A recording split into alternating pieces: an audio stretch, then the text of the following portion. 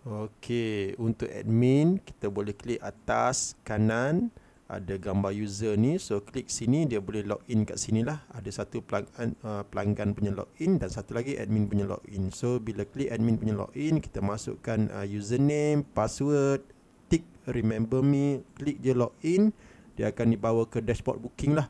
So dalam dashboard booking ni kita boleh tengok macam-macam kat sini. So kita tengok kat sini dengan date 2 hari bulan 6 2025 hingga 8 hari bulan 6. Dalam tempoh masa seminggu ada 3 appointment.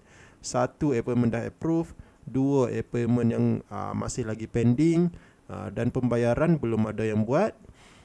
Dan customer ada 4 orang. So kalau kita nak tengok detail lagi, kita boleh ubah date kat sini lah.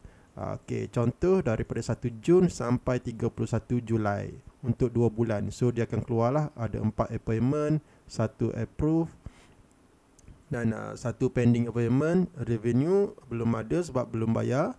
So yang ni ada 4 orang customer lah. So ni bahagian graph untuk appointment, revenue, customer. So kat sini kita boleh tengok list booking lah, upcoming appointment, maknanya appointment yang akan datang. So kat sini kita boleh tengok date, nama, jenis rawatan iaitu servis, duration maknanya 1 hour apa semua ni.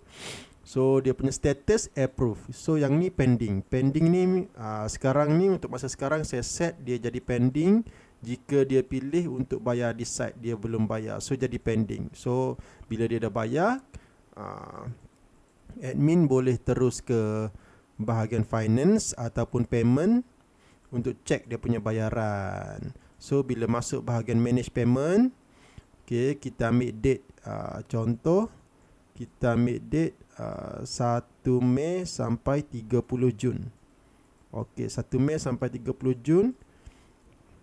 Kita klik apply. So dia akan keluar list customer kat sini lah. Okay, so bila klik list customer kat sini ada yang pending. So bahagian pending ni, kita klik je bahagian pending ni dan kita boleh tengok lah dia punya status macam mana. So kita boleh apply, menandakan dia ni dah bayar kat sini lah. Okay, so yang ni dalam ni juga kita boleh tengok calendar punya view.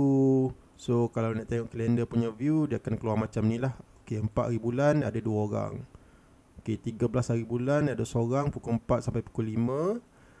Yang 4 hari bulan 6 tadi ada 2 orang pukul 11 sampai 12 dengan pukul 12 sampai pukul 1. So next, kalau ada ramai lagi dia akan keluar kat sini lah. Okay, so ni bahagian payments. Bahagian payment, bahagian tadi lah. Kita nak check siapa-siapa yang dah bayar, siapa-siapa yang tak bayar. So kalau kita nak buat dia bayar apa, kita nak tick dia dah bayar pun kat sini. So bahagian customer, kita punya customer list.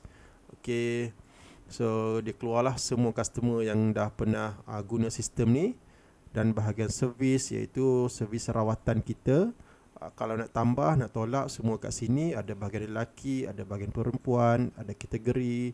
So bahagian notification, boleh customize, boleh pergi setting, semua atas ni je. So capaian lebih mudah.